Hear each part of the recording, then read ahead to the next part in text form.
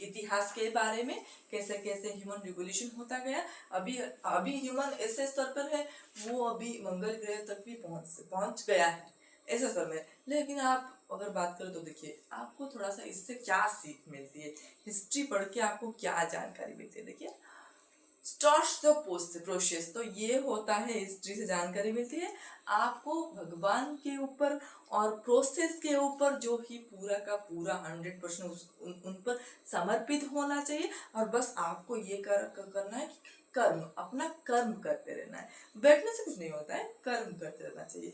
देखिए इससे क्या होगा, काम इजीली आपका होगा, लेकिन आपको ऐसा नहीं आज रात ही का सब काम होगा, मतलब कि आज एक महीने में हो जाएगा, एक साल में हो जाएगा, नहीं ऐसी बात नहीं है। आपको पेशेंस के साथ थोरोफुली रेगुलरली ओके काम करना होगा, डिसिप्लिन के साथ, उसके बाद आपको करना जो कोई भी काम हो, कोई भी फील्ड हो, मैटर नहीं करता, लेकिन you have to do work. देखिए अभी हम देखेंगे all events of history depend on the sources, हम इसके बारे में बात किए थे, सोर्सेज जो है वो इम्पोर्टेंट होता है।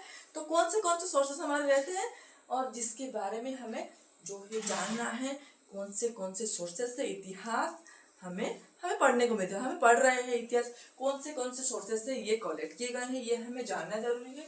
तो पहली बात हो गई पर्टिकुलर, ये होते हैं दो तरह के, there are two types of historical sources. पहला हो गया आपका, हम बोले कि आर्कियोलॉजिकल सोर्सेस, पहला सोर्स, और दूसरा हो गया लिटरेरी सोर्सेस। देखिए मतलब कि लिटरेचर में साहित्य को बोलते हैं, ये आप इधर से याद रखते हैं, लिटरेरी मतलब कि कोई लिखित सोर्स। देखिए और फिर देखेंगे ये आर्कियोलॉजिकल सोर्स, मतलब कि जो प्रत्नतत्वविद रहते हैं, ऐतिहासिककार रहते हैं, वो क्या करते हैं, इतिहास का जो खनन करते हैं, उससे ही ये आर्कियोलॉजिकल एविडेंस कलेक्ट होता है। जब टाइम पर हम बोले कि अभी हम उसके ऊपर आलोचना किए थे, जब हम कोई रिटन एविडेंस नहीं मिलते तब क्या होता है, आर्कियोलॉजिकल चीजें निकलती हैं, खोलने से, मिट्टी खोलने से उसके अंदर से जो सभ्यता निकलती है, मोहनजोदड़ो हो गया, हड़प्पा हो गया, तो ये सब सभ्यता निकलती है, मेसोपोटामिया हो गया, तो ये सभ्यता से जो चीजें मिलती है उनका कार्बन रीडिंग होता है।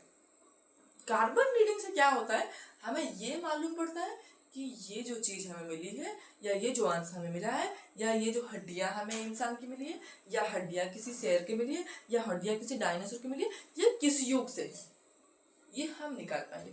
तो उसी से हमें गेस करना है कि इधर ऐसा होता था, उधर ऐसा होता था, ये सब हम इधर से ही निकालते हैं। देखिए तो ये हो गया, हम अभी मुझे आर्कियोलॉजिकल सोर्सेज क्या समझे और लिटरेरी सोर्सेज भी उसको भी समझे, और आल्सो डिवाइडेड इनटू, देखिए इसका भी अगर हम बोले ये तो इतिहास को कभी खत्म नहीं किया जा सकता। तो देखिए future is also not decidable, but इतिहास जो है